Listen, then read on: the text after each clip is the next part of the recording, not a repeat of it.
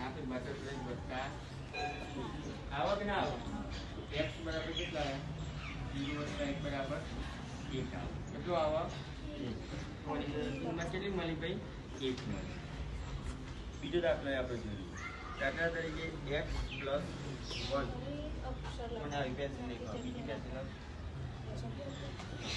x plus 1 બરાબર 0 તો અહીંયા શું બેટા x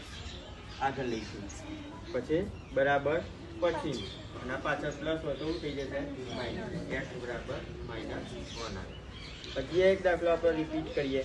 તો ભાઈ y - 4 બરાબર -7 આપણે નિયમ એક જ રાખવાનો કયો